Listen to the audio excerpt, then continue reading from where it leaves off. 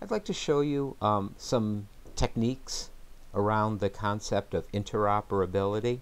In this demo, I'm going to show you how you can take a Google Earth document, data set called a KMZ document, and bring it into the ArcGIS world, both for editing in desktop and for creating a shapefile that can be loaded up to ArcGIS online and used in the web mapping environment.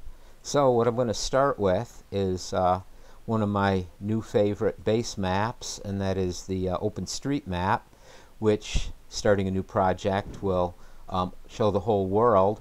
And I have another data set that's necessary for the project I'm about to do, and that is the boundary of the Adirondack Park, the so-called blue line, which we can see compared with the size of the world is pretty small, but since the world is such a big place, it does show that the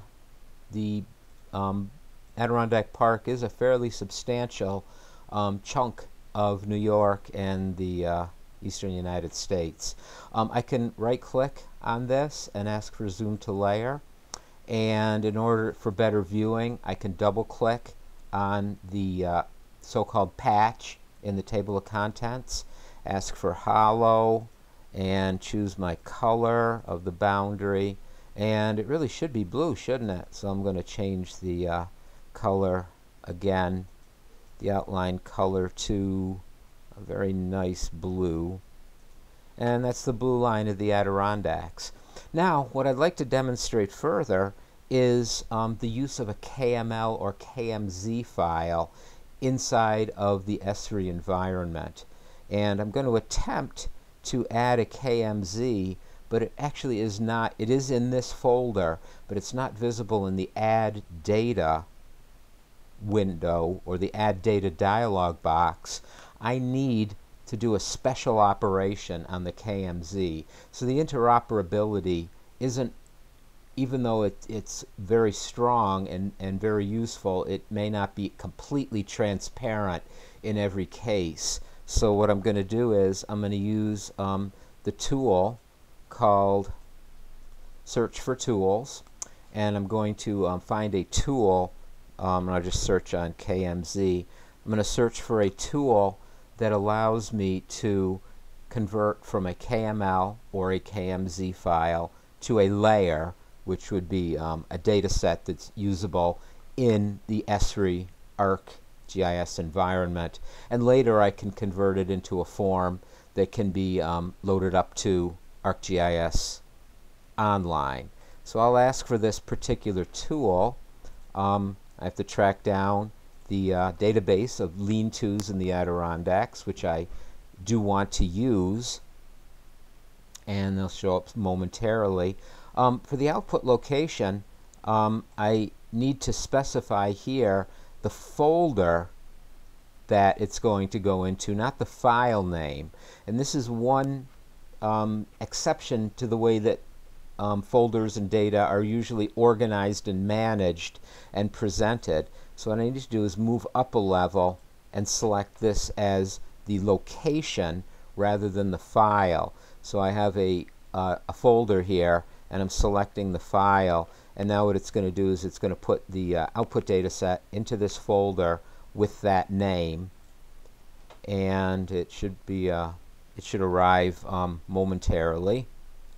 Sometimes there's a short wait the first time in a particular session that you use a particular ArcToolbox tool. That tool takes a moment to load and get started. So there it is. I've converted to a layer, and it's not exactly in the format that I want right now. It actually includes a number of these Adirondack style lean-tos, or camping shelters or trailside shelters. It includes a number of them that are actually outside of the Adirondack Park. And since I've decided to do a study here in the Adirondack Park, I want to trim the rest of these out. I also maybe want to have more control over the way that these are symbolized, and more control over the way that these are labeled. So right now, these lean-tos are in a sort of an intermediate format in between a KML and a shapefile that's usable, but not completely a shapefile. To make this a shapefile, I need only to right-click on lean-to, ask for, click on the points actually.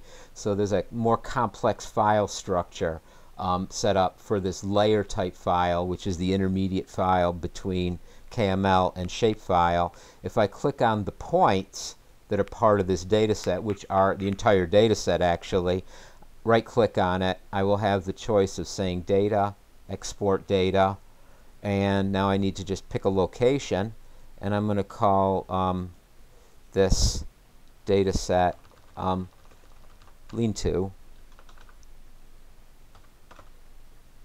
and I'm going to go ahead and let that operation happen. It tells me there's 292, and now I can remove this old layer, and what I have in front of me now is lost all my labeling and shape files, but those can always be replaced with a good file, and I do have all the lean-tos with their name, and looks like some pitiful attributes or null attributes. In some cases, there seems to be a little bit of extra information, but a weak data set. That's what one ends up getting when you try and just snag files off of websites or out of blog posts or something. You often end up with good data, but sometimes it's not professionally, doesn't have the final touches and the professionalism put on. But anyway, there that is. So now this is a actual shapefile with just these lean-tos shown. I'm going to break now momentarily. Continuing, what I'd like to do now that I have complete control over this data set, that used to be a KML, which kind of I had very limited control and access to all of its spatial manipulation possibilities. What I'm going to do now is I'm going to ask for select by location, which you may have seen in the earlier course or at some time, and I'm going to select lean-tos, and I am going to select lean-tos that are within, or I guess we could say intersect. For this simple spatial relation, whether dot and polygon relation, it is there's several different choices for the selection methodologies. And I'm going to select only the dots for lean-tos that intersect the blue line that marks the Adirondack Park. So I'll just say OK, and now those are only those are selected. I can use the data and export data tool again, and what I'll do this time is I'm going to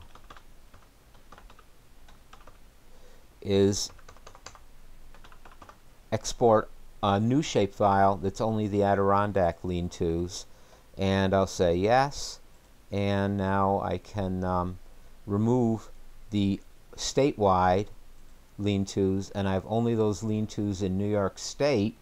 And what I'm able to do now is I've taken this data set, I've manipulated it.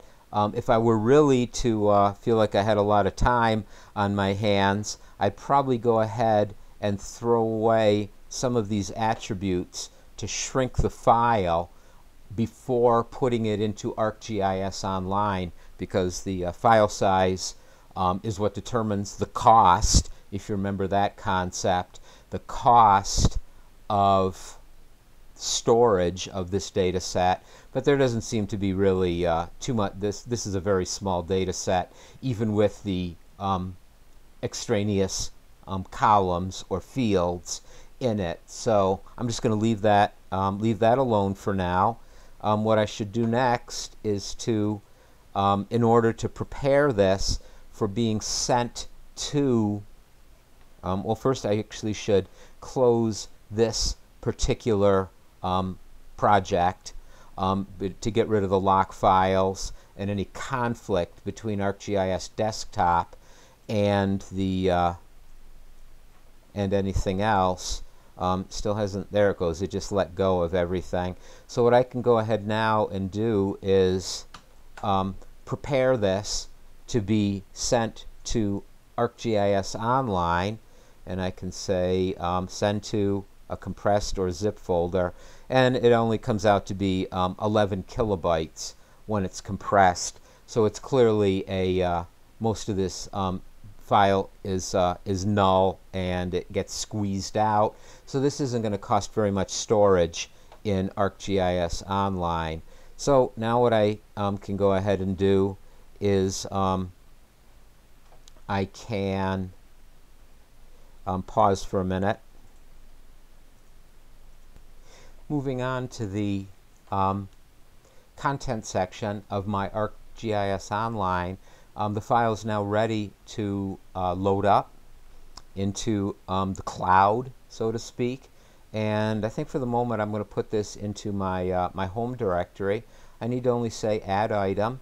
This is something that's only this method is only available to somebody who is has publisher privileges for, and I could give you publisher privileges if you ever had a need for using ArcGIS Online in a more serious way in the future.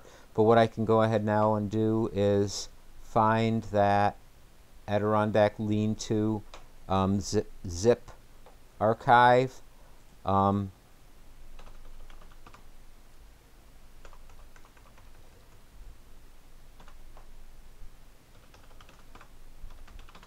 And give it my standard search, and I can go ahead then and say add item.